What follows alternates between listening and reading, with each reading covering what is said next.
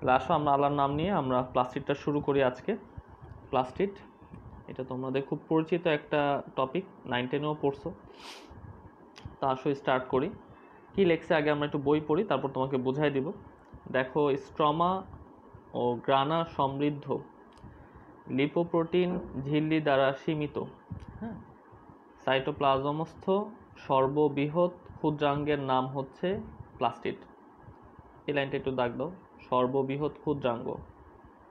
পাশে লেখো infinity star MCQ. তাহলে যে কোনো একটা উদ্ভিদ কোষের বেলায়, একটা উদ্ভিদ কোষে এই যে সাইটোপ্লাজমের মধ্যে লিপোপ্রোটিন ঝিল্লি দ্বারা আবৃত, যার মধ্যে স্ট্রমা মানে মাতৃকা আছে এবং গ্রানা মানে কিছু চাকতি স্বরূপ গঠন আছে, যেটা আমরা একটু পরেই দেখাবো তোমাকে। এই ধরনের ক্ষুদ্রাঙ্গকে আমরা কি বলি? প্লাস্টিড বলি। তাহলে প্রথম লাইন থেকে যেটা পরীক্ষায় সবচেয়ে আসার বেশি সম্ভাবনা, যে উদ্ভিদ কোষের মধ্যে সর্ববৃহৎ ক্ষুদ্রাঙ্গ কোনটি, তাইলে হচ্ছে প্লাস্টিড। এই দেখো আমি বক্স করে দিছি, এটাকে পাশে ইনফিনিটি স্টার এমসিকিউ লিখে ফেলো। আচ্ছা, কে আবিষ্কার করছে? দেখো 1883 সালে শিম্পার এটা সর্বপ্রথম উদ্ভিদ কোষে সবুজ বর্ণের প্লাস্টিড লক্ষ্য করেন এবং এর নাম দেন ক্লোরোপ্লাস্ট। তাহলে শিম্পার হচ্ছে 1883 সালে ক্লোরোপ্লাস্টটা প্রথম পর্যবেক্ষণ করেন, মনে রাখো। পরবর্তীতে অন্যান্য প্লাস্টিডগুলো আবিষ্কৃত হয়েছে। আলোক অনুবীক্ষণ যন্ত্রের সাহায্যে এদের স্পষ্ট করে দেখা যায়। ছত্রাক, ব্যাকটেরিয়া, নীলাভ সবুজ শৈবাল এবং প্রাণী কোষে প্লাস্টিড থাকে না। খুব বেশি ইম্পর্ট্যান্ট এটা। এর পাশে লেখো infinity star MCQ plus MAT. এটা মেডিকেল অ্যাডমিশন টেস্টও বহুবার আসছে, যে কোন কোন জীবে প্লাস্টিড নেই। তাহলে ছত্রাকে নাই, ব্যাকটেরিয়া নাই, নীলাভ সবুজ শৈবাল এবং প্রাণী কোষে প্লাস্টিড থাকে না। তাহলে আমি আশা করি তোমরা এটা পারবা। তাহলে আমরা প্রথম প্যারা থেকে কি কি পড়লাম দেখো। দুইটা কথা আমাদের খুব ভালো মতো মনে রাখা লাগবে, যে প্লাস্টিড কি। প্রথমে যে সংজ্ঞাটা দেওয়া আছে সেখান থেকে একটা ওয়ার্ড, যে উদ্ভিদ কোষে, যে আমাদের এখান থেকে তিনটা কথা মনে রাখা লাগবে। নাম্বার 1, প্লাস্টিডের সংজ্ঞার মধ্যে যেটা ছিল, যে যদি পরীক্ষায় আসে যে উদ্ভিদ কোষের সর্ববৃহৎ ক্ষুদ্রাঙ্গ কোনটি, বা উদ্ভিদ কোষের মধ্যে সর্ববৃহৎ ক্ষুদ্রাঙ্গ কোনটি তুলে ধরো, তাহলে সেটা হচ্ছে প্লাস্টিড। আচ্ছা, আরেকটা বিষয় মনে রাখতে পারো, যদিও পরীক্ষা আসে কম, সেটা হচ্ছে প্লাস্টিড প্রথমকে পর্যবেক্ষণ করেন অথবা ক্লোরোপ্লাস্টকে আবিষ্কার করেন 1883 সালে শিম্পার। উনি হচ্ছে ক্লোরোপ্লাস্ট আবিষ্কার করেন অথবা প্লাস্টিড প্রথম পর্যবেক্ষণ করেন। আর যেটা মনে রাখাই লাগবে, সো মাচ ইম্পর্টেন্ট, সেটা হচ্ছে কোথায় কোথায় প্লাস্টিড থাকে না। ছত্রাক, ব্যাকটেরিয়া, নীলাভ সবুজ শৈবাল, প্রাণী কোষে প্লাস্টিড নেই। আচ্ছা, এরপরে দেখো, এরপরে যেটা লেখা আছে সেটা হচ্ছে নীলাভ সবুজ শৈবালে প্লাজমা মেমব্রেনের ভেতরে প্রবিষ্ট হয়ে থাইলাকয়েড সৃষ্টি করে এবং থাইলাকয়েড ক্লোরোফিল ধারণ করে। এই কথাটা একটু জেনে রাখতে পারো, যে নীলাভ সবুজ শৈবালের যে কোষঝিল্লি বা প্লাজমা মেমব্রেন, এটা ভাঁজ হয়ে ভেতরের দিকে ঢুকে এবং সৃষ্টি করে থাইলাকয়েড। থাইলাকয়েড জিনিসটা কি, এটা আমরা একটু পরে ক্লোরোপ্লাস্টে পড়াবো। এবং এই থাইলাকয়েডে ক্লোরোফিল ধারণ করতে পারে। তার মানে নীলাভ সবুজ শৈবালে সুগঠিত কোনো প্লাস্টিড নাই, এর কোষঝিল্লিটা ভেতরে গিয়ে ভাঁজ হয়ে ক্লোরোফিল ধারণ করে। তার মানে এর মধ্যে প্লাস্টিড নাই, কিন্তু সেই ক্লোরোফিল তার মধ্যে আছে। তাহলে কোশ্চেন দেখে তোমাকে অ্যান্সার করতে হবে, পরীক্ষার কোশ্চেনটা কি সেটা দেখে তোমাকে অ্যান্সার করতে হবে। যে পরীক্ষায় যদি আসে যে নীলাভ সবুজ শৈবালে প্লাস্টিড আছে কি নেই, তাহলে অ্যান্সার হবে নেই। যদি পরীক্ষায় কোশ্চেন আসে নীলাভ সবুজ শৈবালে ক্লোরোফিল বিদ্যমান আর অনুপস্থিত, অনেকেই চিন্তা করবা যেহেতু প্লাস্টিড নাই তাহলে ক্লোরোফিলও নাই। অ্যান্সারটা কিন্তু ভুল। নীলাভ সবুজ শৈবালে প্লাস্টিড নাই কিন্তু ক্লোরোফিল থাকে। অথবা যদি কোশ্চেনটা এভাবে দেয়, যেটা সবচেয়ে প্যাচের কোশ্চেন, সেটা হচ্ছে নীলাভ সবুজ শৈবালে ফটোসিনথেটিক উপাদান থাকে কি থাকে না। ফটোসিনথেসিস মানে হচ্ছে সালোক সংশ্লেষণ, তাহলে সালোক সংশ্লেষণের উপাদান আছে কি নাই। আমরা জানি ক্লোরোফিল একটা সালোক সংশ্লেষণকারী উপাদান। তাহলে পরীক্ষায় যদি আসে যে নীলাভ সবুজ শৈবালে সালোক সংশ্লেষণকারী উপাদান বিদ্যমান অর নেই, তাহলে অ্যান্সার কিন্তু হবে বিদ্যমান। এই কথাগুলো একটু মনে রাখো, এটা একটু প্যাচের কোশ্চেন, নেক্সট আমরা যেটা পড়াবো সেটা হচ্ছে, দেখো প্লাস্টিডের প্রধানত তিনটা প্রকারভেদ আছে, লিউকোপ্লাস্ট, ক্রোমোপ্লাস্ট, ক্লোরোপ্লাস্ট। এখন আমি এগুলো ভেঙে ভেঙে তোমার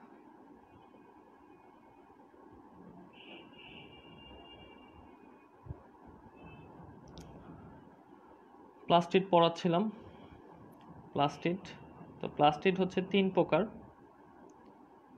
প্রকার। Number 1 leucoplast, number 2 chromoplast, and number 3 chloroplast. এখন আমরা এগুলো খুব ডিটেলসে পড়বো। হ্যাঁ, একটা জিনিস মনে রাখবা, প্লাস্টিডও কিন্তু একটা ইনফিনিটি স্টার অঙ্গাণু। হ্যাঁ, এটার পাশেও ইনফিনিটি স্টার দিয়ে রাখো, এটাও একটা ইনফিনিটি স্টার অঙ্গাণু। মাইটোকন্ড্রিয়া লাইসোসোমের পরে, মানে ওই দুইটা থেকে কোশ্চেন আসার সম্ভাবনা সবচেয়ে বেশি। তারপরে যদি বলো কোনটা, তাইলে হচ্ছে প্লাস্টিড। তা আসো আমরা একটা করে ধরে ধরে পড়ি। প্রথমে হচ্ছে লিউকোপ্লাস্ট।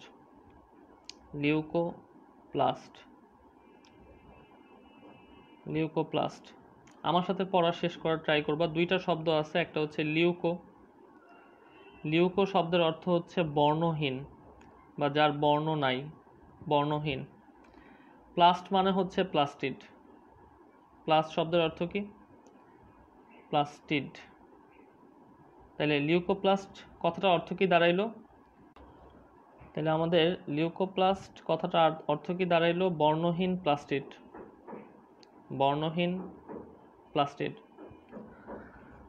What is leucoplast?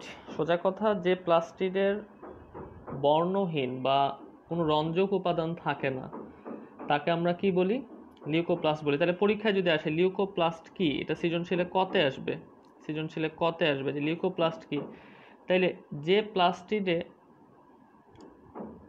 প্লাস্টিডে বর্ণকণিকা অথবা রঞ্জক পদার্থ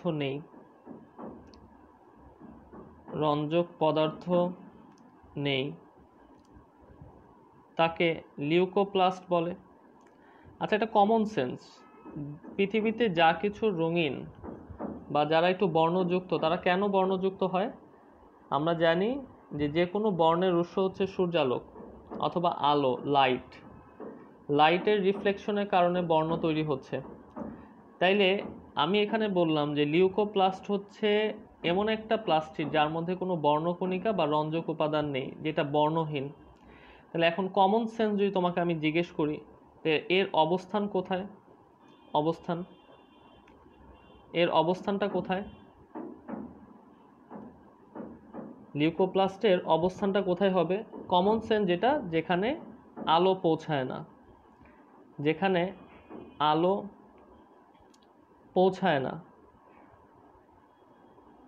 না। তাহলে আমি কি বলতে পারি মাটির নিচে যে সকল উদ্ভিদের অংশ আছে সবাই লিউকোপ্লাস্ট বহন করে?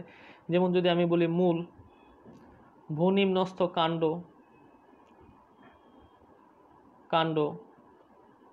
তাহলে এই সকল অঙ্গে লিউকোপ্লাস্ট থাকবে। তাহলে পরীক্ষায় আসবে নিচের কোন অঙ্গে বা অঙ্গাণুতে লিউকোপ্লাস্ট বিদ্যমান। তাহলে অ্যান্সার কি হবে? তুমি চোরাই বুদ্ধি কি মনে রাখবা? যেখানে আলো পৌঁছায় না সেখানেই বর্ণ থাকবে না। তার মানে মাটির নিচে যা কিছু আছে উদ্ভিদের, সবগুলাতে লিউকোপ্লাস্ট থাকবে। যেমন মূল বলো অথবা ভূনিম্নস্থ কাণ্ড বলো, সবগুলাতে লিউকোপ্লাস্ট থাকবে। তাহলে আমরা কি পড়লাম? তাহলে লিউকোপ্লাস্ট কাকে বলে আমরা শিখলাম। তাহলে লিউকোপ্লাস্ট শব্দের অর্থ কি ছিল? লিউকো মানে বর্ণহীন, প্লাস্ট মানে হচ্ছে প্লাস্টিড। তাহলে সোজা কথা, যে প্লাস্টিডে কোনো বর্ণ থাকে না অথবা রঞ্জক পদার্থ থাকে না, তাকে আমরা লিউকোপ্লাস্ট বলি। এখন আমরা জানি যে কোনো বর্ণের উৎস হচ্ছে আলো। তাহলে সোজা কথা, যেখানে আলো পৌঁছায় না সেখানেই লিউকোপ্লাস্ট থাকবে। তাহলে উদ্ভিদের মাটির নিচে যে অংশগুলো থাকে, তাহলে সেগুলাতে হচ্ছে সাধারণত লিউকোপ্লাস্ট থাকে, যেমন মূল, ভূনিম্নস্থ কাণ্ড। আচ্ছা, গুড। এখন পাল্টা আরেকটা কোশ্চেন মাথায় আসতে পারে, স্যার কোনো কারণে কেউ যদি উদ্ভিদের মূলটাকে মাটি থেকে তুলে মাটির উপরে রেখে দেয়, তাহলে এটাতে তো আলো পড়বে, তাহলে সেক্ষেত্রে লিউকোপ্লাস্টের কি হবে? তাহলে আমরা আসলে রূপান্তরটা পড়ি। যদি লিউকোপ্লাস্টে আলো পড়ে, লিউকোপ্লাস্টে সূর্যালোক পড়ে, সেক্ষেত্রে লিউকোপ্লাস্ট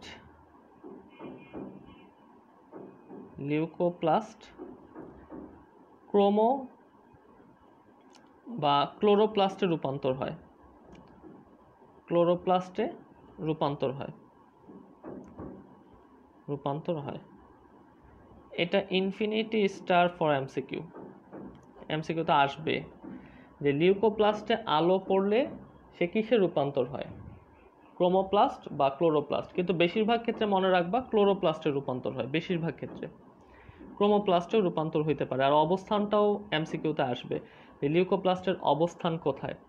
আচ্ছা, আমি আশা করি তোমরা রূপান্তরটা পারবা। এবার আসো লিউকোপ্লাস্টের প্রকারভেদ।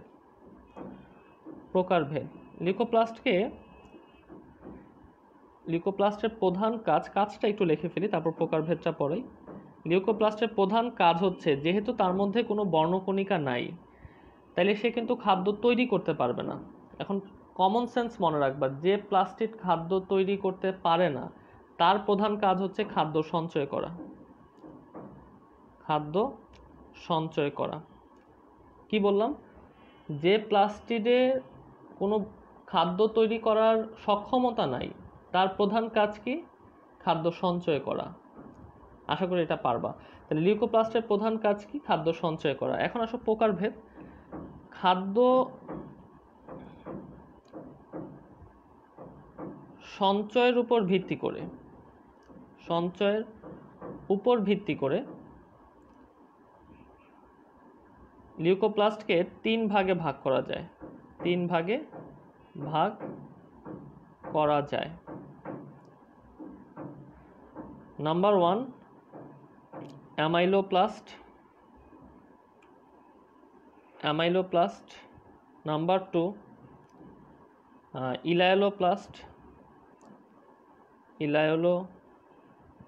Elaioplast and number 3 aleuroplast.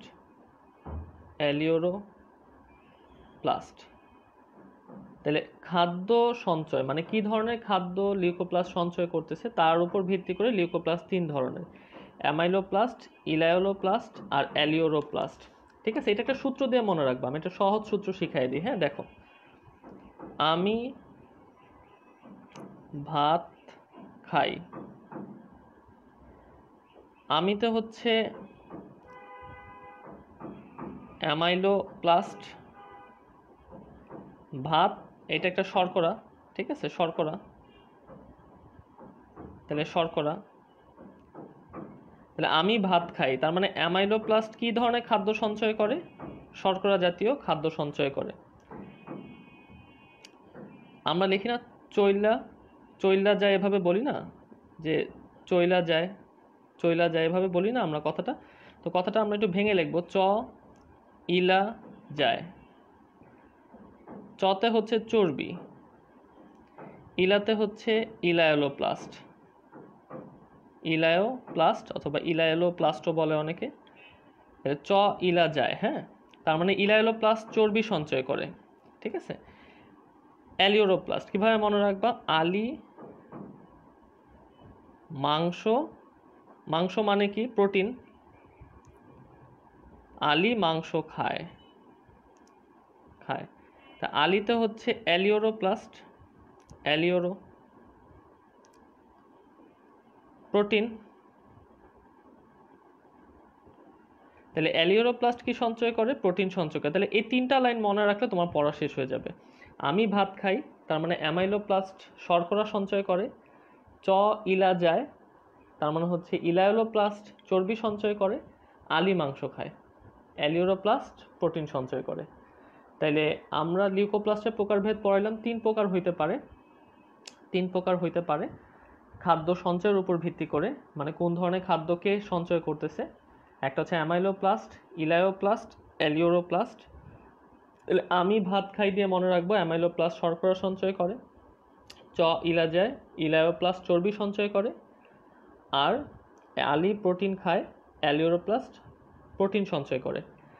তাহলে আমাদের লিউকোপ্লাস্ট পড়া শেষ।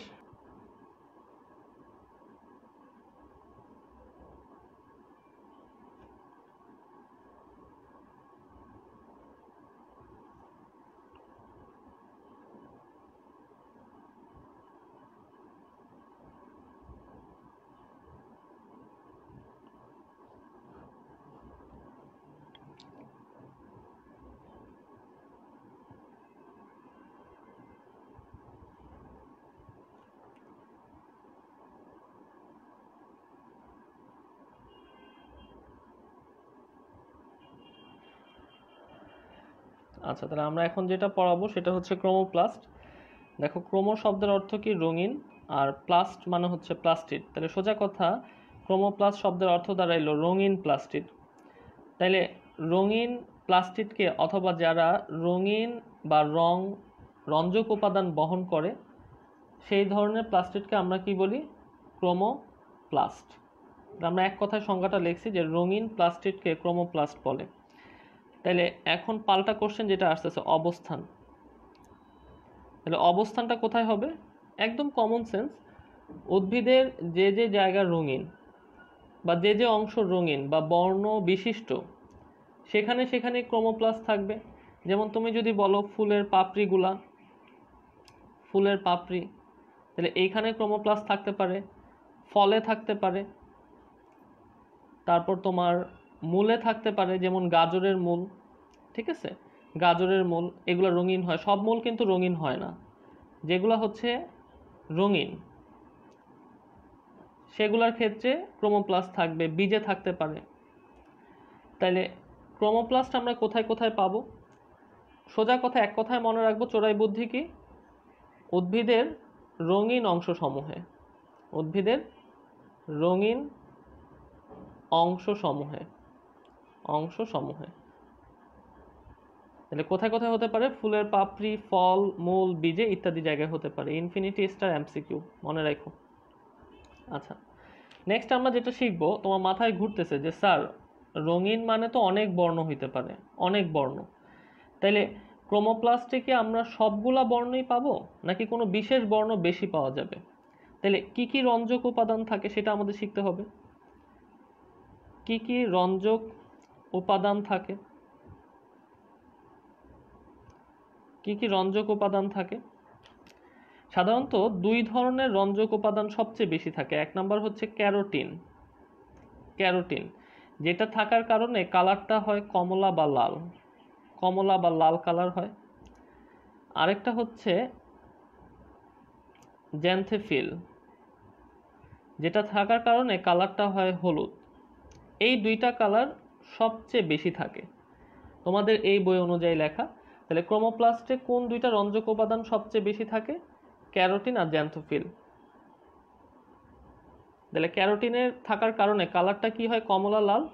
জ্যান্থোফিল থাকার কারণে কালারটা কি হয়? হলুদ।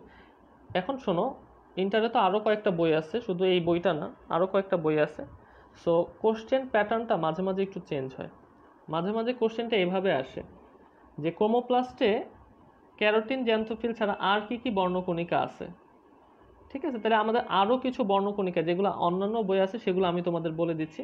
যেমন দেখো, ইরাইথ্রোসায়ানিন, ইরাইথ্রোসায়ানিন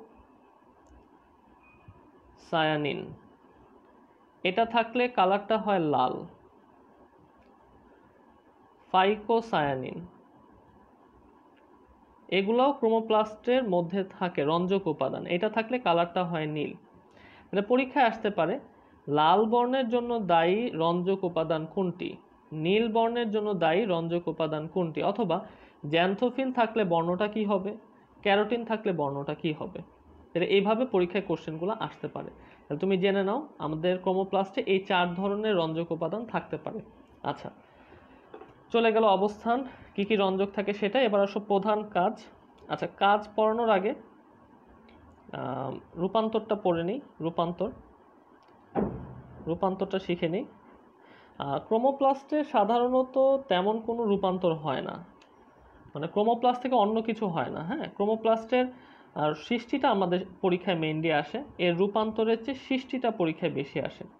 সাধারণত ক্লোরোপ্লাস্ট থেকে ক্রোমোপ্লাস্ট তৈরি হয়, ক্লোরোপ্লাস্ট থেকে ক্রোমোপ্লাস্ট সৃষ্টি হয়, এটা মনে রাখো। কিন্তু এটার তেমন কোনো রূপান্তর নাই। সাধারণত ক্লোরোপ্লাস্ট থেকে ক্রোমোপ্লাস্টের সৃষ্টি হয়। আচ্ছা, তাহলে আমরা সৃষ্টিটা পড়লাম, রূপান্তর আমাদের লাগবে না। তাহলে আমরা সৃষ্টিটা পড়াইলাম যে ক্রোমোপ্লাস্ট কোথা থেকে সৃষ্টি হয়, সাধারণত ক্লোরোপ্লাস্ট থেকে ক্রোমোপ্লাস্ট সৃষ্টি হয়। এবার আসো কাজ। এর প্রধান কাজ হচ্ছে পরাগায়নে সহায়তা করা, এটা হচ্ছে এর 1 নাম্বার কাজ। পরাগায়নে সহায়তা করা। আর 2 নম্বর কাজ হচ্ছে এটাও কিছুটা খাদ্য সঞ্চয় করতে পারে, খাদ্য সঞ্চয় করতে পারে প্রয়োজনে সালোক সংশ্লেষণও করতে পারে, প্রয়োজনে সালোক সংশ্লেষণে সক্ষম। এই 2 নম্বর কাজটা তোমাদের এই বইয়ে নাই, এটা আরেকটা বই থেকে নেওয়া, কিন্তু এটা মনে রেখো, সালোক সংশ্লেষণে সক্ষম। আচ্ছা, তাহলে আমরা ক্রোমোপ্লাস্ট পড়া শেষ। তাহলে ক্রোমোপ্লাস্ট থেকে আমরা কি কি পড়লাম দেখো। তাহলে ক্রোমো শব্দের অর্থ কি? রঙিন। প্লাস্ট মানে হচ্ছে প্লাস্টিড। তাহলে রঙিন প্লাস্টিডকে আমরা ক্রোমোপ্লাস্ট বলি। অবস্থান কোথায়? আমরা এক কথায় মনে রাখবো, উদ্ভিদের রঙিন অংশ সমূহে ক্রোমোপ্লাস্ট থাকবে। ফুলের পাপড়ি হতে পারে, ফলে হতে পারে, মূলে হতে পারে, বীজে হতে পারে। কি কি রঞ্জক উপাদান থাকে? প্রধানত 4টা। এই বইয়ে আছে 2টা, ক্যারোটিন আর জ্যান্থোফিল। আরও 2টা মনে রাখবা, ইরাইথ্রোসায়ানিন অ্যান্ড ফাইকোসায়ানিন। পরীক্ষায় আসবে কমলা লাল বর্ণ হতে পারে কোন রঞ্জকের কারণে? ক্যারোটিন। হলুদ কালার হতে পারে কোন রঞ্জকের কারণে? জ্যান্থোফিল। এইভাবে কালারগুলো একটু মনে রেখো। সৃষ্টিটা আমরা পড়াইছি কোথা থেকে সৃষ্টি হয় এবং কাজটা আমরা শিখাইলাম। নেক্সট চলে আসো আমরা ক্লোরোপ্লাস্ট।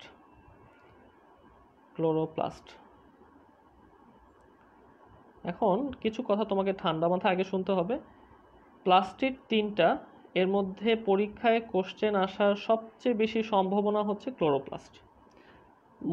মোস্ট ইম্পর্টেন্ট প্লাস্টিড হচ্ছে ক্লোরোপ্লাস্ট। আমরা খুব ডিটেলস ভেঙে ভেঙে এটা আগাবো, ঠিক আছে? আচ্ছা, প্রথমে আসো সংজ্ঞা। উদ্ভিদের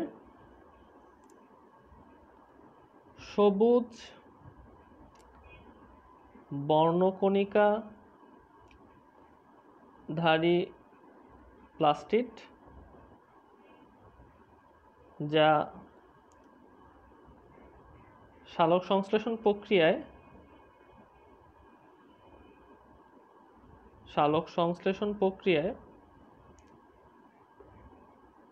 খাদ্য প্রস্তুতে সহায়তা করে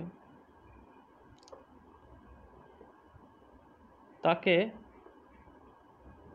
ক্লোরোপ্লাস্ট বলে।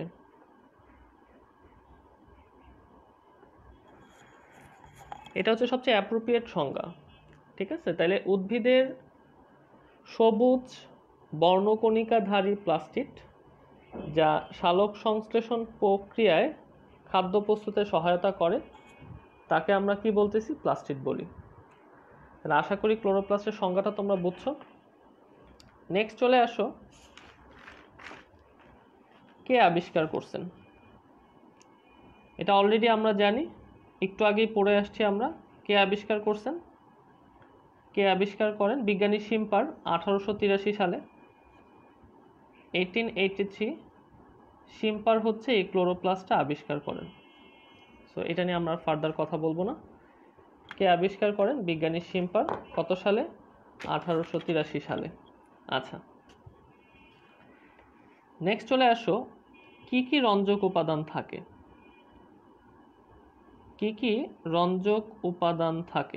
রঞ্জক থাকে সেটা বলি। ক্লোরোপ্লাস্টে 4 ধরনের রঞ্জক থাকে। ক্লোরোফিল এ, ক্লোরোফিল বি, এখানেও ক্যারোটিন থাকে এবং জ্যান্থোফিল থাকে, কিন্তু খুব সামান্য পরিমাণে। ক্রোমোপ্লাস্টে যেমন অনেক বেশি থাকে, এখানে খুব বেশি থাকে না, খুব সামান্য পরিমাণে থাকে।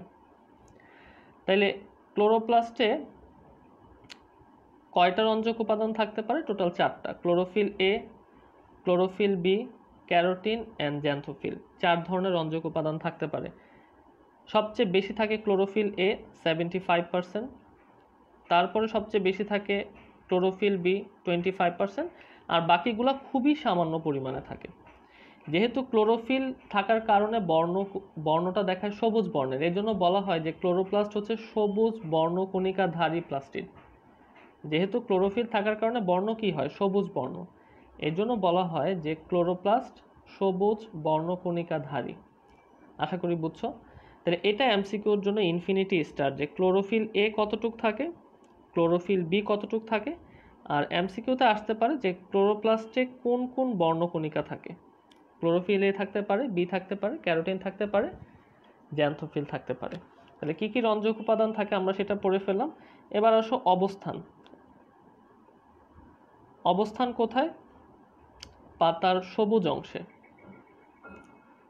উদ্ভিদের সবুজ অংশ, উদ্ভিদের সবুজ অংশে, বিশেষ করে পাতায় থাকে। বিশেষ করে কোন জায়গাটা? পাতায় থাকে।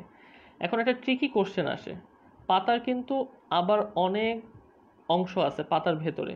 তোমাকে নবম চ্যাপ্টারে এটা পড়ানো হবে যে পাতার কি কি অংশ থাকে। সো একটু জেনে রাখো যে পাতার মধ্যে একটা টিস্যু থাকে যার নাম হচ্ছে মেসোফিল টিস্যু। এই মেসোফিল টিস্যুতে ক্লোরোপ্লাস্ট সবচেয়ে বেশি থাকে। তাহলে পাতার মেসোফিল টিস্যুতে সবচেয়ে বেশি থাকে, এটা একটু মনে রাখো।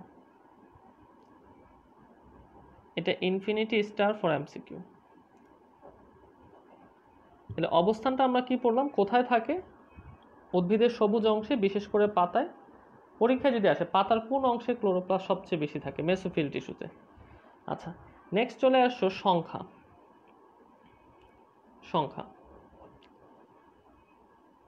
উদ্ভিদ কোষে সাধারণত প্রতি কোষে 10 থেকে 40টি থাকে। কোষ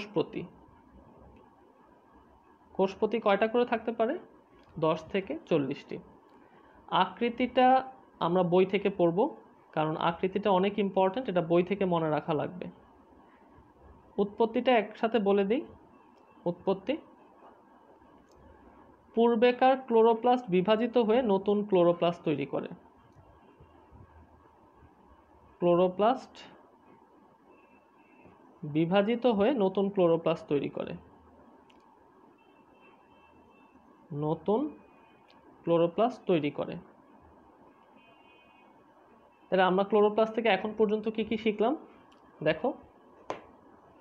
আমরা কি কি শিখলাম ক্লোরোপ্লাস্ট থেকে? তাহলে আমরা প্রথমে শিখলাম সেটা হচ্ছে ক্লোরোপ্লাস্ট কাকে বলে। উদ্ভিদের সবুজ বর্ণকণিকাধারী প্লাস্টিড যা সালোক সংশ্লেষণ প্রক্রিয়ায় খাদ্য তৈরি করতে সহায়তা করে তাকে আমরা ক্লোরোপ্লাস্ট বলি। নেক্সট কোশ্চেন যেটা আমরা শিখছি যে কে আবিষ্কার করেন, অলরেডি আমরা জানি যে বিজ্ঞানী শিম্পার এটা আবিষ্কার করছেন 1883 সালে। কি কি বর্ণকণিকা থাকতে পারে? প্রধানত 4টা বর্ণকণিকা থাকতে পারে। Chlorophyll A, chlorophyll B, carotene এবং জ্যান্থোফিল থাকতে পারে। সবচেয়ে বেশি থাকে ক্লোরোফিল এ 75%, ক্লোরোফিল বি থাকে 25%, বাকিগুলা খুবই সামান্য পরিমাণে থাকে। অবস্থান কোথায়? পাতার সবুজ অংশ, উদ্ভিদের সবুজ অংশে, বিশেষ করে পাতায়। পরীক্ষা আসতে পারে পাতার কোন অংশে সবচেয়ে বেশি থাকে? পাতার মেসোফিল টিস্যুতে। সংখ্যা হচ্ছে কোষ প্রতি 10 থেকে 40টা করে থাকে। আকৃতি আমরা বই থেকে পড়বো, এটা খুব ইম্পর্টেন্ট। উৎপত্তি হচ্ছে আগের ক্লোরোপ্লাস্ট বিভাজিত হয়ে নতুন ক্লোরোপ্লাস্ট তৈরি করে। আমরা একটু আকৃতিটা বই থেকে দেখাই দিই। আকৃতিটা খুব ইম্পর্টেন্ট। আকৃতির পাশে লিখে রাখো এমসিকিউ প্লাস এমএটি। এটা মেডিকেল অ্যাডমিশন টেস্টে আসছিল, এই আকৃতির রিলেটেড কোশ্চেনটা মেডিকেল অ্যাডমিশন টেস্টে আসছিল। দেখো ক্লোরোপ্লাস্ট যখনই একটা কোষ বিভাজিত হবে, হ্যাঁ, সেই কোষটা বিভাজনের সময় তার অঙ্গাণুগুলোও বিভাজিত হয়।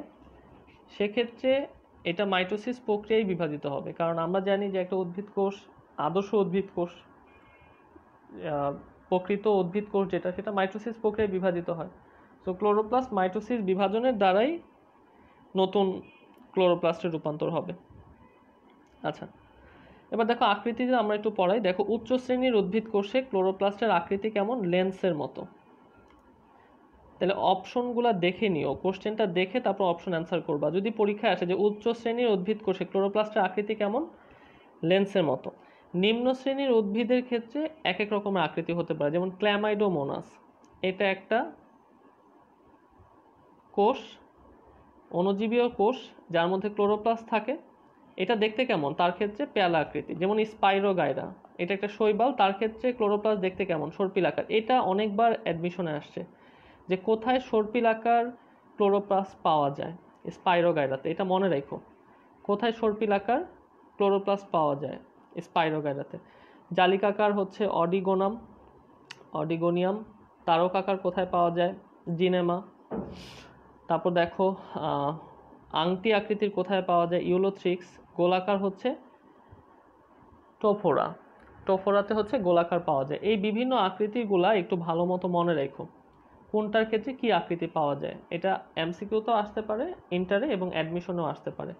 আকারটা লাগবে না, উৎপত্তি আমরা বলে দিছি। উৎপত্তির লাস্ট লাইনটা মনে রেখো। দেখো কিছুদিন যদি সূর্যালোক না পায় তাহলে ক্লোরোপ্লাস্ট হচ্ছে লিউকোপ্লাস্টে রূপান্তর হয়, তাহলে সবুজ অংশ বর্ণহীন হয়। তাহলে আমরা রূপান্তরটা এখান থেকে একটু লিখে রাখো, পাশের রূপান্তর, যেহেতু সবগুলোর বেলায় রূপান্তর বলছি আমরা, রূপান্তর। তাহলে কিছুদিন সূর্যালোক না পাইলে ক্লোরোপ্লাস্ট লিউকোপ্লাস্টে রূপান্তর হয়। তাহলে আমরা আকৃতি আর রূপান্তরটা বই থেকে দেখাই দিলাম। এবার আমরা ক্লোরোপ্লাস্টের গঠন পড়ব। আসো আমরা গঠনটা একটু পড়ি, খুবই ইম্পর্ট্যান্ট এবং পরীক্ষায় গ বা ঘতে আসবে। ক্লোরোপ্লাস্টের গঠন আমরা যেহেতু ছবি আঁকবো, পরের পেজ থেকে চলে যাই। ক্লোরোপ্লাস্টের ভৌত গঠন পড়াবো এখন। ক্লোরোপ্লাস্টের ভৌত গঠন, ক্লোরোপ্লাস্টের ভৌত গঠনটা আমরা এখন পড়াবো। তো আসো আমরা প্রথমে একটু আঁকি।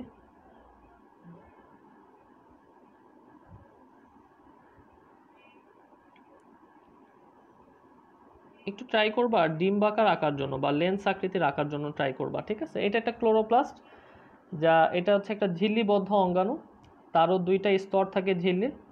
এটা হচ্ছে বহিঃস্তর আর এটা হচ্ছে অন্তঃস্তর।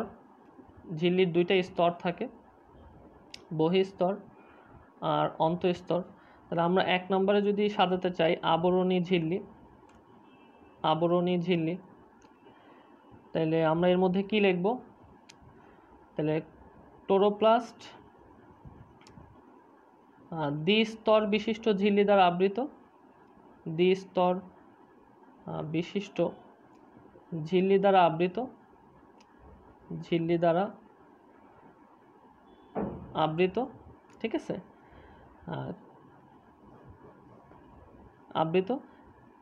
এটা তো মনে রেখো। 2 নম্বর হচ্ছে এই ঝিল্লিটা কি দিয়ে তৈরি? তোমাদের আশা করি মনে আছে, আমরা একটা কথা বলছিলাম কয়েকদিন আগে, যে সকল অঙ্গাণু ঝিল্লি বিশিষ্ট, মানে যাদের বহি আবরণে ঝিল্লি আছে, তাদের সবার বেলায় ফসফোলিপিড দ্বারা গঠিত অথবা লিপোপ্রোটিন দ্বারা গঠিত। আমরা এরকম একটা কথা বলছিলাম, কিন্তু একটা কথা আমরা বলছিলাম এক্সেপ্ট ক্লোরোপ্লাস্ট, ক্লোরোপ্লাস্টের ঝিল্লি কিন্তু লিপোপ্রোটিন বা ফসফোলিপিড দ্বারা তৈরি না। তাহলে এই কথাটা খুব ভালো করে মনে রাখতে হবে। এর ঝিল্লি ফসফোলিপিডের পরিবর্তে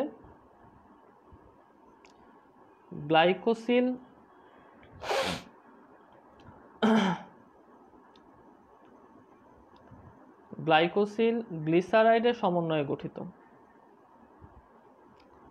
এর সমন্বয়ে গঠিত।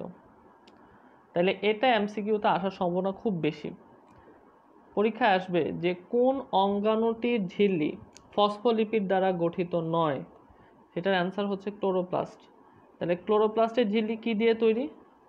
গ্লাইকোসিল গ্লিসারাইডের সমন্বয়ে গঠিত। 3 নাম্বার কথা যেটা মনে রাখা লাগবে, বহিঃস্তর ও অন্তঃস্তরের কাজ মাইটোকন্ড্রিয়ার অনুরূপ। এটা চোরাই বুদ্ধি, মাইটোকন্ড্রিয়ার স্তর সমূহের অনুরূপ। তোমাদের আশা করি মনে আছে, আমরা যখন গত দিনের ক্লাসটা নেই তখন বলছিলাম যে মাইটোকন্ড্রিয়ার যে বহিঃস্তরটা থাকে সেটা ছিল রক্ষণাত্মক। তার কাজ হচ্ছে শুধু ভেতরের অংশগুলো রক্ষণাবেক্ষণ করা বা প্রতিরক্ষা দান করা। আর অন্তঃস্তরের কাজটা ছিল সেটা বিভিন্ন ধরনের অঙ্গাণুর কাজগুলোতে সহায়তা করে। যেমন মাইটোকন্ড্রিয়ার অন্তঃস্তরের কাজ হচ্ছে শক্তি উৎপাদনে সহায়তা করে, আর এখানে ক্লোরোপ্লাস্টের অন্তঃস্তরের কাজ হচ্ছে এটা খাদ্য তৈরিতে সহায়তা করে। তাহলে আমি এই কথাটা লিখতে পারি যে বহিঃস্তর আর অন্তঃস্তর মাইটোকন্ড্রিয়ার স্তর সমূহের অনুরূপ, এদের কাজ মাইটোকন্ড্রিয়ার স্তর সমূহের অনুরূপ। তাহলে আমরা আবরণী ঝিল্লি থেকে কি কি পড়লাম আমি আরেকবার একটু বলি।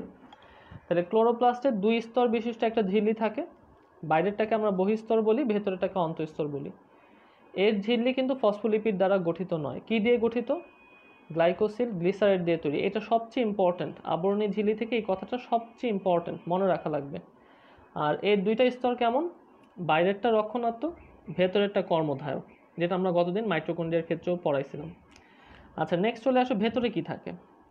আচ্ছা ভেতরে এরকম দানাদার কলয়েডধর্মী একটা উপাদান থাকে যেটাকে আমরা স্ট্রমা বা ম্যাট্রিক্স বলি। তাহলে স্ট্রমা বা ম্যাট্রিক্সটা আমরা একটু পড়ে ফেলি। স্ট্রমা বা ম্যাট্রিক্স,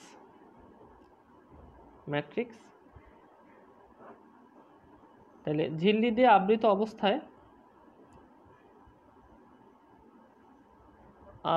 অবস্থায় অভ্যন্তরে বা ভেতরে দানাদার কলয়েডাল ম্যাট্রিক্স থাকে, ম্যাট্রিক্স বা যেটাকে আমরা স্ট্রমা বলি, স্ট্রমা থাকে। আচ্ছা 2 নম্বর কথা, ম্যাট্রিক্স থেকে যেটা মনে রাখা লাগবে যে এর মধ্যে কি কি জিনিস থাকে। আচ্ছা এর মধ্যে সাধারণত 70S রাইবোজোম থাকে, বৃত্তাকার ডিএনএ থাকে, ডিএনএ থাকে, আরএনএ থাকতে পারে, আর বৃত্তাকার ডিএনএ আরএনএ থাকতে পারে। আর কি থাকে, সালোক সংশ্লেষণে এনজাইম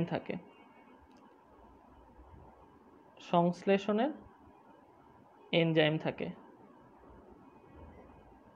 এখন এখান থেকে একটা কোশ্চেন পরীক্ষা আসতে পারে যে ক্লোরোপ্লাস্টের আদিকোষীয় বৈশিষ্ট্য তুলে ধরো, যেটা আমরা মাইটোকন্ড্রিয়ার বেলায়ও পড়াইছিলাম। তাহলে দেখো এর স্ট্রমাতে কি আছে, আদিকোষের মতো 70S রাইবোজোম আছে, বৃত্তাকার ডিএনএ আছে। তাহলে পরীক্ষা যদি আসে যে ক্লোরোপ্লাস্টের আদিকোষীয় বৈশিষ্ট্য তুলে ধরো, তাহলে আশা করি পারবা। আচ্ছা 3 নাম্বার যেটা সবচেয়ে ইম্পর্টেন্ট, মনে রাখাই লাগবে, ইনফিনিটি স্টার ফর এমসিকিউ, সেটা হচ্ছে সালোক সংশ্লেষণের অন্ধকার পর্যায়টা এখানে হয়। তোমরা আশা করি 9-10 এটা পড়ে আসছো। সালোক সংশ্লেষণের অন্ধকার পর্যায় এখানে হয়, অন্ধকার পর্যায় সংঘটিত হয়। বা পরীক্ষা কোশ্চেনটা এভাবেও আসতে পারে যে C3C4 চক্র কোথায় হয়। তোমরা জানো যে অন্ধকার পর্যায়ে ক্যালভিন চক্র ছিল, হ্যাসল্যাক চক্র ছিল, তাহলে C3C4 চক্র কোথায় হয়, এভাবেও কোশ্চেনটা আসতে পারে। তাহলে C3C4 চক্রটা এই স্ট্রমা বা ম্যাট্রিক্স হয়। এটা ইনফিনিটি স্টার ফর এমসিকিউ, এটা আসবে পরীক্ষায়। তাহলে আমরা স্ট্রমা বা ম্যাট্রিক্স থেকে কি কি পড়লাম, এটা হচ্ছে ঝিল্লি দিয়ে আবৃত অবস্থায় এই যে দানাদার কলয়েডাল, মানে যেটা পানি শোষণ করতে পারে, এরকম যে উপাদানটা থাকে সেটাকে ম্যাট্রিক্স বা স্ট্রমা বলে। এর মধ্যে কি কি জিনিস থাকে দেখো, 70S রাইবোজোম আর বৃত্তাকার ডিএনএ থাকে, যেটা আদিকোষীয় বৈশিষ্ট্যের সাথে মিলে যায়। এছাড়া আরএনএ থাকতে পারে, সালোক সংশ্লেষণে এনজাইম থাকতে পারে। আর এর মধ্যে সালোক সংশ্লেষণে অন্ধকার পর্যায়টি ঘটে, সো মাচ ইম্পর্টেন্ট। তাহলে আমার সাথে পড়া শেষ করতে হবে, এটা নিয়ে বাসায় সময় নষ্ট করা যাবে না। আমার সাথে বসে গঠন এবং যা যা পড়াবো সব শেষ করতে হবে।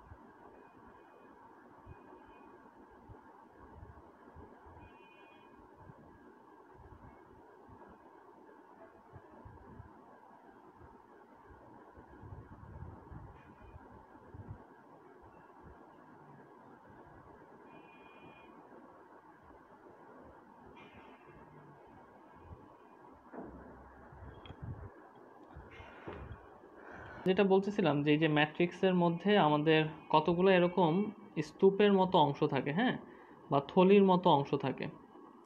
এই যে থলির মতো কতগুলো অংশ থাকে এরকম, যারা একটার উপর আরেকটা এরকম বসে বসে বড় একটা চাকতি তৈরি করতেছে, হ্যাঁ, এই থলিগুলাকে বলা হয় থাইলাকয়েড। থাইলাকয়েড। আর এই থাইলাকয়েড যখন একটার উপরে আরেকটা এভাবে বসে থাকে, তখন এটাকে বলা হয়, এক বচনে বলে গ্রানাম আর বহু বচনে বলা হয় গ্রানা। যখন এরকম অনেকগুলো থাকে তখন বলা হয় গ্রানা, আর যখন এরকম একটা একটা করে চাকতি থাকে তখন বলা হয় গ্রানাম। তাহলে আসো থাইলাকয়েড আর গ্রানাম জিনিসটা কি আমরা একটু লিখি।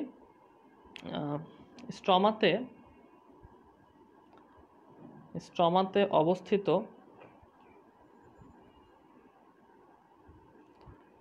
থলিসদৃশ গঠনগুলোকে থাইলাকয়েড বলে। যখন 10 থেকে 100টা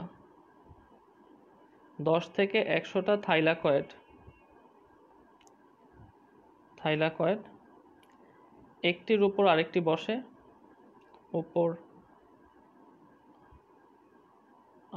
বসে, তাকে গ্রানাম বলে। তার মানে কি, কথার অর্থ কি স্যার? এই যে থলি সদৃশ গঠন, এগুলাকে বলতেছি থাইলাকয়েড। যখন এরকম 10 থেকে 100টা একটার উপর আরেকটা বসবে, তখন আমরা সেটাকে একসাথে কি বলি? গ্রানাম বলি। আর যখন এরকম অনেকগুলো চাকতি দেখা যাবে, যে অনেকগুলো চাকতি, তখন এদেরকে বলা হয় গ্রানা। আচ্ছা, এমসিকিউতে যেটা এখান থেকে আসবে সেটা হচ্ছে কয়টি গ্রানা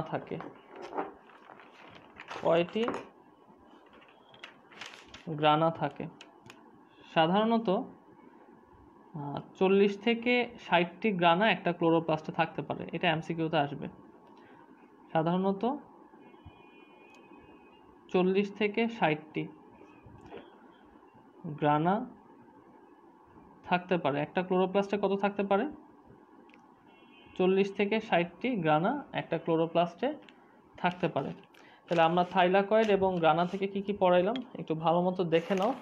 তাহলে থাইলাকয়েড আর গ্রানা থেকে আমরা কি কি শিখাইলাম? তাহলে থাইলাকয়েড জিনিসটা কি? এই যে এরকম থলি সদৃশ গঠন, যাদের দৈর্ঘ্য তুমি বলতে পারো যে 100 থেকে 300 আর্মস্ট্রং। এটা দৈর্ঘ্য, আর্মস্ট্রং, এটা একটা দৈর্ঘ্য পরিমাপের একক, আর্মস্ট্রং। তো এদের দৈর্ঘ্য হচ্ছে 100 থেকে 300 আর্মস্ট্রংয়ের এরকম থলিগুলাকে আমরা বলি থাইলাকয়েড। যখন এরকম একটার উপর আরেকটা থলি বসতে বসতে একটা স্তূপ তৈরি করে, তখন তাকে বলা হয় গ্রানা। বহু বচনে গ্রানা আর এক বচনে গ্রানাম। আচ্ছা, গ্রানা কয়টা থাকতে পারে? সাধারণত 40 থেকে 60টা গ্রানা একটা ক্লোরোপ্লাস্টে থাকতে পারে। আচ্ছা, আশা করি তুমি বুঝছো। এখন আসো গ্রানাম ল্যামেলি কি। এই যে দেখো, পাশাপাশি দুইটা গ্রানা যে নালীর মাধ্যমে যুক্ত থাকে তাকে বলা হয় গ্রানাম ল্যামেলি, অথবা এই যে স্ট্রমার মধ্যে যেহেতু এই নালীটা আছে, এজন্য স্ট্রমা ল্যামেলিও বলা যায়। তাহলে স্ট্রমা ল্যামেলি বা গ্রানাম ল্যামেলি জিনিসটা কি? পাশাপাশি দুটি গ্রানাম যে নালীর মাধ্যমে যুক্ত থাকে,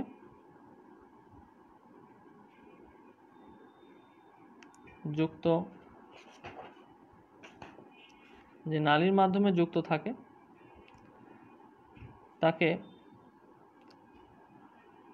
গ্রানাম ল্যামেলি অথবা স্ট্রমা ল্যামেলিও বলে। যেহেতু নালীটা মাতৃকার মধ্যে আছে, এজন্য স্ট্রমা ল্যামেলিও বলা হয়। গ্রানাম ল্যামেলি বা স্ট্রমা ল্যামেলি বলে। আচ্ছা, এবার আমরা যেটা পড়াবো সেটা হচ্ছে থাইলাকয়েডের সূক্ষ্ম গঠন পড়াবো। এটা মাঝে মাঝে পরীক্ষা আলাদাভাবে আসে। থাইলাকয়েডের সূক্ষ্ম গঠন আমরা পড়াবো। আমরা অলমোস্ট ক্লোরোপ্লাস্ট শেষ করে ফেলছি, এটা বললেই আমাদের পড়া আজকে শেষ। থাইলাকয়েডের সূক্ষ্ম গঠনটা আমরা এখন পড়াবো। থাইলাকয়েডের সূক্ষ্ম গঠন। এখন দেখো, এই যে এরকম স্তূপগুলো ছিল সেগুলোকে আমরা থাইলাকয়েড বলছি। এই যে স্তূপ, এখন যদি একটা স্তূপকে আমি একটু বড় করে আঁকি, হ্যাঁ, একটা স্তূপকে একটু বড় করে আঁকলাম, তাহলে দেখো এর ভেতরে কি পাওয়া যায়। এর ভেতরে দুইটা জিনিস পাওয়া যায়। Number 1, ATP synthase. তোমাদের গতদিন পড়াইছিলাম যে এটিপি সিনথেস কি। এরকম একটা এনজাইম যারা এটিপি তৈরি করতে পারে তাদেরকে আমরা এটিপি সিনথেস বলি। তাহলে থাইলাকয়েডের ভেতরে এটিপি সিনথেস পাওয়া যাবে। পরীক্ষায় আসবে কোথায় কোথায় এটিপি সিনথেস পাওয়া যায়। আমি কোশ্চেনটা লিখে দিচ্ছি, মনে রাখবা দুই জায়গায়, একটা হচ্ছে মাইটোকন্ড্রিয়া, একটা ক্লোরোপ্লাস্টের থাইলাকয়েডে। কোথায় কোথায় এটিপি সিনথেস পাওয়া যায়?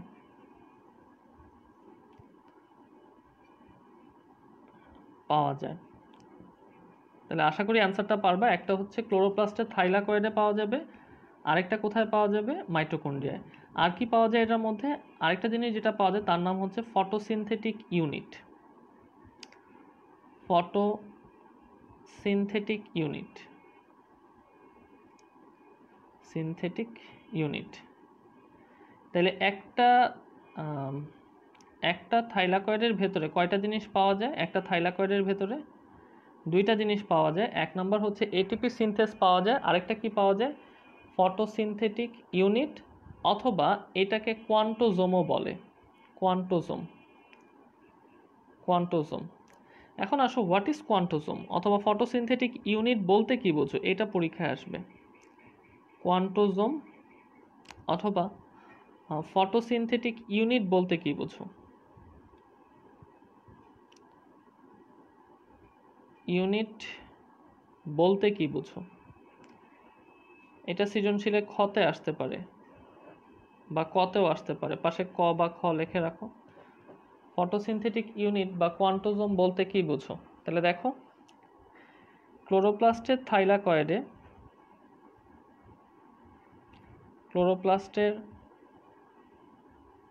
থাইলাকয়েডে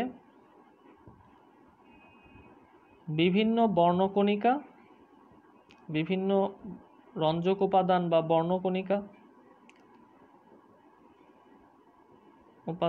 বর্ণকণিকা ও এনজাইম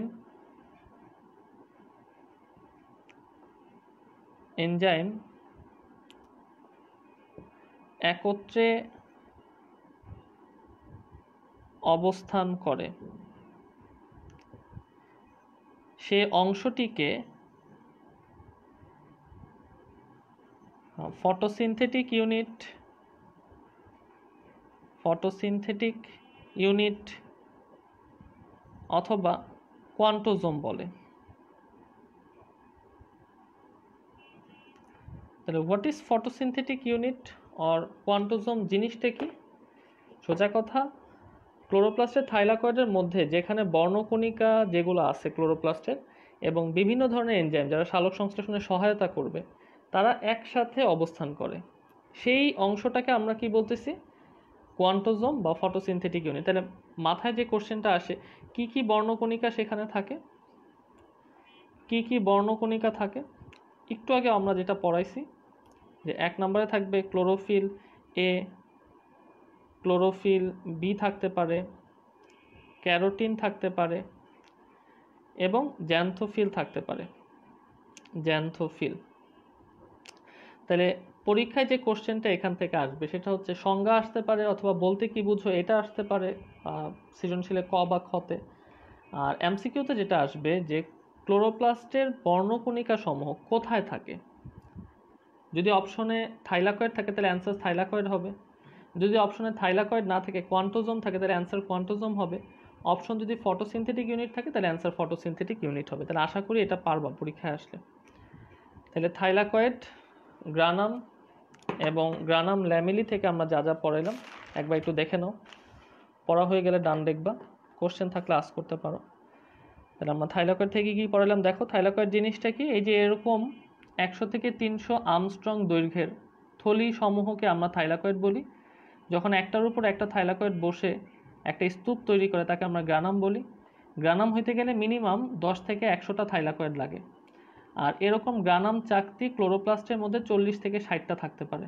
এগুলো আমরা শিখাইলাম। আমরা গ্রানাম ল্যামেলিটা পড়াইছি, যে পাশাপাশি দুইটা গ্রানাম যে নালীর মাধ্যমে যুক্ত থাকে তাকে আমরা গ্রানাম ল্যামেলি বলি। এবং আমরা থাইলাকয়েডের সূক্ষ্ম গঠন পড়ালাম। যদি আমরা এরকম একটা থলি বড় করে মাইক্রোস্কোপের নিচে দেখি তাহলে কি কি দেখতে পাই? প্রধানত দুইটা জিনিস দেখতে পাই। নাম্বার 1, এটিপি সিনথেস, যারা এটিপি তৈরি করতে পারে এরকম কিছু এনজাইম আমরা পাই, এবং ফটোসিনথেটিক ইউনিট বা কোয়ান্টোজোম পাই। তো কোয়ান্টোজোম জিনিসটাকে আমরা শিখাইলাম যে ক্লোরোপ্লাস্টের যে জায়গাতে আমাদের ক্লোরোপ্লাস্টের বর্ণকণিকা সমূহ এবং সালোক সংশ্লেষণে এনজাইমগুলো উপস্থিত থাকে সেটাকে আমরা কোয়ান্টোজোম অথবা ফটোসিনথেটিক ইউনিট বলি। তাহলে এমসিকিউতে যে কোশ্চেনটা আসবে যে ক্লোরোফিল এ, ক্লোরোফিল বি এগুলা ক্লোরোপ্লাস্টে কোথায় থাকে, অপশনে যদি দেখো থাইলাকয়েড, তাহলে অ্যান্সার থাইলাকয়েড হবে। অপশনে যদি দেখো কোয়ান্টোজোম, অ্যান্সার কোয়ান্টোজোম হবে। অথবা ফটোসিনথেটিক ইউনিট পাইলে অ্যান্সার ফটোসিনথেটিক ইউনিট হবে। পরীক্ষায় আসতে পারে কোথায় কোথায় এটিপি সিনথেস পাওয়া যায়, দুই জায়গায়, একটা হচ্ছে ক্লোরোপ্লাস্টে তুমি পাইলা, মাইটোকন্ড্রিয়ায় পাইলা। এগুলো কিন্তু খুব ট্রিকি কোশ্চেন, অনেক সময় তোমরা ভুল করে ফেলো, খুব ট্রিকি কোশ্চেন এগুলো। এখন আমরা একটু বইটা দেখাবো, যার যার পড়া হয়ে গেছে তারা ডান দেখতে থাকো, বসে থাকো না। তাহলে দেখো আমরা উৎপত্তির পর্যন্ত পড়াইছিলাম, আমরা ভৌত গঠনটা এরপর থেকে শুরু করছি। আবরণী ঝিল্লি থেকে আমরা সব পড়াই দিছি। এই যে ফসফোলিপিডের পরিবর্তে গ্লাইকোসিল গ্লিসারাইড থাকে, এগুলো আমরা পড়াইছি কিভাবে থাকে, বহিস্তর এবং অন্তঃস্তরের কাজ কি, এগুলো আমরা দেখাই দিছি। স্ট্রমা বা ম্যাট্রিক্স এগুলো আমরা পড়াইছি, যেটা পানিগ্রাহী, দানাদার, কলের ধর্মী, সেটাকে আমরা স্ট্রমা বলতেছি। এর মধ্যে কি কি থাকে দেখো, 70S রাইবোজোম, ডিএনএ, আরএনএ এবং কিছু এনজাইম থাকতে পারে। সবচেয়ে ইম্পর্টেন্ট যেটা কথা ছিল যে অন্ধকার পর্যায়টা এখানে হয়, অথবা C3C4 চক্রটা স্ট্রমাতে হয়। আমি বইয়ের মধ্যে দেখো কিভাবে লাইন বাই লাইন দেখা, তুমি আমার নোটটা ফলো করবা যেটা আমি তোমাকে লিখে পড়াইছি। সেই নোটটা ফলো করলে তুমি এমসিকিউ বলো, রিটার্ন বলো, কোথাও তুমি আটকাবা না। থাইলাকয়েড গ্রানাম আমরা পড়াইছি, যে বলছিলাম যে থাইলাকয়েডের থলি আকৃতির গঠন, যেটা দৈর্ঘ্য প্রস্থটা কত হইতে পারে, 100 থেকে 300 আর্মস্ট্রং পর্যন্ত হইতে পারে, এটা মনে রাখো। তারপর আমরা এই পাশ থেকে পড়াইছি যে কী কী বর্ণকণিকা থাকে, এগুলো সব পড়াই দিছি। কখন গ্রানাম তৈরি করবে, যখন 10 থেকে 100টা থাইলাকয়েড একসাথে যুক্ত হয় তখন গ্রানাম তৈরি করে। আর অনেকগুলো গ্রানাম, যেটাকে বহুবচনে গ্রানা বলে, কয়টা থাকতে পারে ক্লোরোপ্লাস্টে, 40 থেকে 60টা থাকতে পারে। এখন তুমি যদি এই কথাগুলো পড়ো তোমার কাছে খুব ইজি লাগবে। আমি কোয়ান্টোজোম তোমাদেরকে বুঝাই দিছি, স্ট্রমা ল্যামেলি তোমাকে বুঝাইছি, ফটোসিনথেটিক ইউনিট, এটিপি সিনথেস তোমাকে বুঝাইছি, এবং ডিএনএ ও রাইবোজোম কোন প্রকৃতির থাকে সেটা বলা হয়েছে। তাহলে আমি ওভারঅল বলতে পারি যে আমাদের ক্লোরোপ্লাস্টের ভৌত গঠন পড়া শেষ। এবার রাসায়নিক গঠনটা আমি একটু এমসিকিউর জন্য দাগাই দিব, তারপর আজকে ক্লাসটা শেষ করব। দেখো রাসায়নিক গঠন, ক্লোরোপ্লাস্টের 3 ধরনের উপাদান থাকতে পারে, কার্বোহাইড্রেট থাকতে পারে, লিপিড থাকতে পারে, প্রোটিন নিয়ে গঠিত। এছাড়াও এতে ক্লোরোফিল থাকে, এটা আমরা জানি। শুষ্ক ওজনের মধ্যে ক্লোরোপ্লাস্টে তুমি যদি শুষ্ক ওজন পরিমাপ করো তাহলে 10 to 20% হচ্ছে লিপিড, আর 35 to 55% হচ্ছে প্রোটিন। এটা একটু এমসিকিউতে আসবে, মনে রাখতে পারো, পাশে এমসিকিউ লিখে রাখো, ইনফিনিটি স্টার না কিন্তু এমসিকিউ। তাহলে ক্লোরোপ্লাস্টের শুষ্ক ওজনে কত পার্সেন্ট লিপিড, কত পার্সেন্ট প্রোটিন সেটা পড়লাম। প্রোটিনের মধ্যে 80% হচ্ছে অদ্রবণীয়, মানে যেটা পানির সাথে দ্রবীভূত হয় না, তার মানে এরা লিপিডের সাথে একত্রে থাকবে। আচ্ছা, আর এরা প্রধানত কিসে সাহায্য করে, ঝিল্লি নির্মাণ, ক্লোরোপ্লাস্টের আবরণ তৈরিতে সাহায্য করে। আর 20% হচ্ছে দ্রবণীয়, যেটা এনজাইম হিসেবে কাজ করে। এই লাইন দুইটা ইনফিনিটি স্টার। তাহলে ক্লোরোপ্লাস্টের প্রোটিনের মধ্যে যেটা অদ্রবণীয় সেটা লিপিডের সাথে থাকে, কমন সেন্স, যে প্রোটিনটা পানিতে দ্রবীভূত হবে না সেটাই লিপিডের সাথে দ্রবীভূত হবে বা একসাথে মিলে কাজ করবে, তাহলে সেটা ঝিল্লি নির্মাণ করে। আর 20% যেটা দ্রবণীয় হতে পারে তারা এনজাইম হিসেবে কাজ করে। আচ্ছা, ক্লোরোফিল দেখো, ক্লোরোপ্লাস্টের 75% ক্লোরোফিল এ, 25% ক্লোরোফিল বি, এটা আমরা অলরেডি পড়াইছি। এছাড়াও ক্যারোটিনয়েড থাকতে পারে, নিউক্লিক অ্যাসিড থাকতে পারে। ক্লোরোপ্লাস্টের কাজগুলো তুমি পড়বা, কাজের মধ্যে দুইটা লাইন তুমি বুঝবা না, সবগুলোই তুমি বুঝবা, কারণ সবই তোমাকে কম বেশি বলা হয়েছে। 5 আর 6 নাম্বারটা তুমি বুঝবা না, এই দুইটা জিনিস আমরা একটু বুঝাই দিব এখন। ফটো রেসপিরেশন কি আর সাইটোপ্লাজমিক ইনহেরিটেন্স কি, এই দুইটা তোমাকে এখন একটু বুঝাই দিব। ফটো রেসপিরেশন,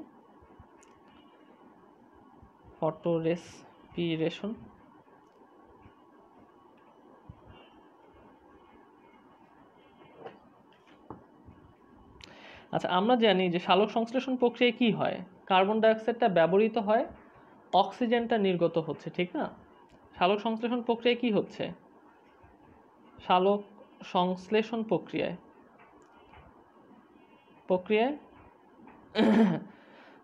কার্বন ডাইঅক্সাইড ব্যবহৃত হচ্ছে আর অক্সিজেনটা কি হচ্ছে, নির্গত হচ্ছে। এটা আমরা নর্মালি জানি সবাই। আচ্ছা, এখন সাপোজ তোমাকে একটা কথা বলি, ধরো প্রখর সূর্যালোক। আচ্ছা, এটা বলার আগে আমাকে একটা কথা বলো তো, যে কার্বন ডাইঅক্সাইডটা যেটা উদ্ভিদের দেহে ব্যবহৃত হয়ে শর্করা তৈরির সময় অক্সিজেন নির্গত হয়, এই কার্বন ডাইঅক্সাইডটা উদ্ভিদ কোন অংশ দিয়ে গ্রহণ করে? উদ্ভিদের ভেতরে কোন অংশ দিয়ে ঢোকে? অংশ দিয়ে ঢোকে, এটা আমাকে একটু কমেন্টে জানাও তো। এই যে কার্বন ডাইঅক্সাইড যেটা উদ্ভিদ ব্যবহার করবে সালোক সংশ্লেষণের জন্য, এটা উদ্ভিদের দেহে কোন অংশ দিয়ে ঢুকবে? দেখি জানো কিনা, একটু কমেন্টে জানাও তো। কার্বন ডাইঅক্সাইড কোন অংশ দিয়ে ঢোকে? একটু কমেন্টে লিখে জানো আমাদের কার্বন ডাইঅক্সাইডটা কোন অংশ দিয়ে উদ্ভিদ দেহে ঢোকে।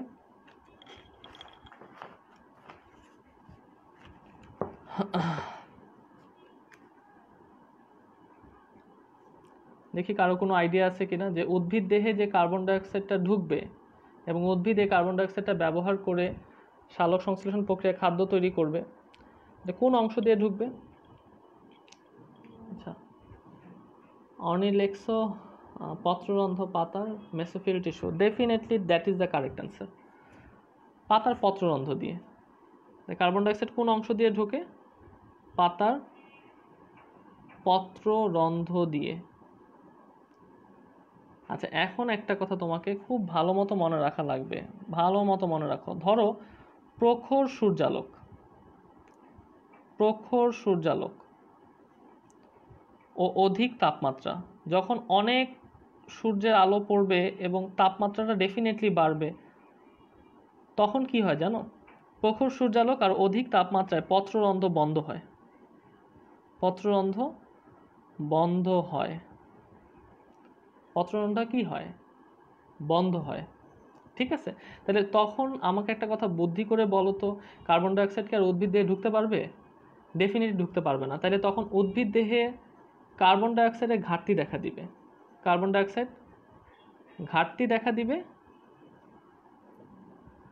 অক্সিজেনের পরিমাণ বেড়ে যাবে,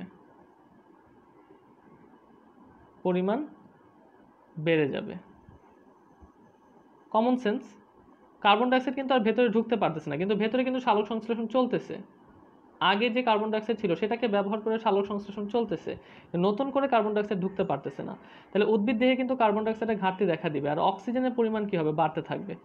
এই কন্ডিশনে উদ্ভিদ দেহে একটা ব্যতিক্রম ঘটনা ঘটে, সেটাকে আমরা ফটো রেসপিরেশন বলি। তাহলে এই কন্ডিশনে কি হয় দেখো,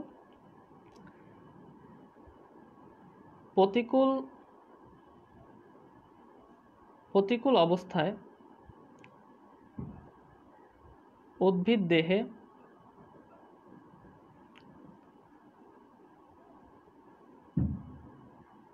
এর পরিবর্তে অক্সিজেন ব্যবহৃত, প্রতিকূল অবস্থায় এখানে দুইটা কথা লিখে নিও, সেটা হচ্ছে প্রখর সূর্যালোক, সূর্যালোক ও অধিক তাপমাত্রা, অধিক তাপমাত্রা, তাপমাত্রা। এই কন্ডিশনে উদ্ভিদ দেহে কার্বন ডাইঅক্সাইডের পরিবর্তে অক্সিজেন ব্যবহৃত হয়, একে ফটো রেসপিরেশন বলে।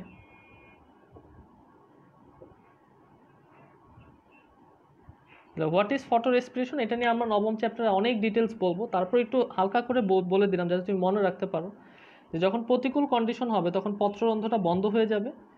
ইন দ্যাট কেস পত্ররন্ধ্রটা বন্ধ হয়ে গেলে তখন কার্বন ডাইঅক্সাইডের ঘাটতি দেখা দিবে উদ্ভিদ দেহের ভেতরে, কিন্তু অক্সিজেনের পরিমাণ কিন্তু বেড়ে যাবে, কারণ অক্সিজেন ভেতর থেকে প্রোডাকশন হচ্ছে। তো ইন দ্যাট কেস উদ্ভিদ কী করবে? কার্বন ডাইঅক্সাইডের পরিবর্তে অক্সিজেন ব্যবহার করা শুরু করে দিবে। এটা একটা ব্যতিক্রমী ঘটনা, একে বলা হয় ফটো রেসপিরেশন, যেটা ক্লোরোপ্লাস্টের সহায়তায় হতে পারে। আচ্ছা, নেক্সট চলে আসো, যেটা তুমি বুঝবা না সেটা হচ্ছে সাইটোপ্লাজমিক ইনহেরিটেন্স। ইনহেরিটেন্স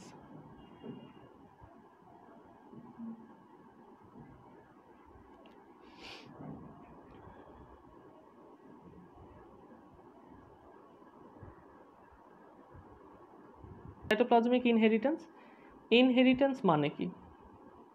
ইনহেরিটেন্স শব্দের অর্থ হচ্ছে উত্তরাধিকার, উত্তরাধিকার। হ্যাঁ, ভালো মতো শোনো, এই যে সাইটোপ্লাজমের বৈশিষ্ট্য, একটা কোষ যখন বিভাজিত হয়ে নতুন কোষ তৈরি করবে তখন সাইটোপ্লাজমের বিভিন্ন বৈশিষ্ট্যাবলী নতুন কোষের সাইটোপ্লাজমে স্থানান্তর হয়। এই যে স্থানান্তর হওয়ার প্রক্রিয়া, এটাকে বলা হয় সাইটোপ্লাজমিক ইনহেরিটেন্স। এখন মাথায় একটা স্বভাবত একটা কোশ্চেন জাগে যে বৈশিষ্ট্যাবলী আমরা জানি যে জিনের মাধ্যমে প্রতিস্থাপিত হয়। তাহলে এখন কোশ্চেন, সাইটোপ্লাজমিক ইনহেরিটেন্স বৈশিষ্ট্যগুলা বা সাইটোপ্লাজমের বৈশিষ্ট্যগুলা স্থানান্তর কে কে করবে? ইনহেরিটেন্স মানে কি? উত্তরাধিকার। তার মানে কথাটা অর্থ কি দাঁড়াইলো? যে সাইটোপ্লাজমের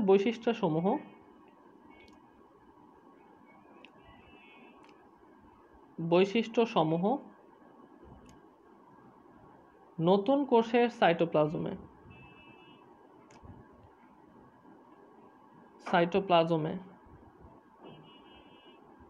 স্থানান্তরকে সাইটোপ্লাজমিক ইনহেরিটেন্স বলে। এবং আমরা জানি বৈশিষ্ট্য স্থানান্তর করতে পারে কারা কারা? জিনের মাধ্যমে বৈশিষ্ট্য স্থানান্তর হয়। জিনের মাধ্যমে বৈশিষ্ট্য স্থানান্তর হয়। এখন তুমি অবশ্যই 9-10-এ পড়ে আসছো যে জিনগুলা কোথায় থাকে? ডিএনএতে থাকে। জিন কোথায় থাকে? ডিএনএতে থাকে, ঠিক না? জিন থাকে ডিএনএতে। তাইলে সাইটোপ্লাজমের যে যে অঙ্গাণুতে ডিএনএ আছে তারাই সাইটোপ্লাজমিক ইনহেরিটেন্সে সহায়তা করবে। তাহলে সাইটোপ্লাজমের যে যে অঙ্গাণুতে ডিএনএ আছে, তোমরা একটু কমেন্টে জানাও তো, তাহলে কারা কারা সাইটোপ্লাজমিক ইনহেরিটেন্সে সহায়তা করতে পারবে? এতদিন যা যা পড়ছো, সাইটোপ্লাজমের যে যে অঙ্গাণুতে ডিএনএ থাকে তারাই সাইটোপ্লাজমিক ইনহেরিটেন্সে সহায়তা করবে।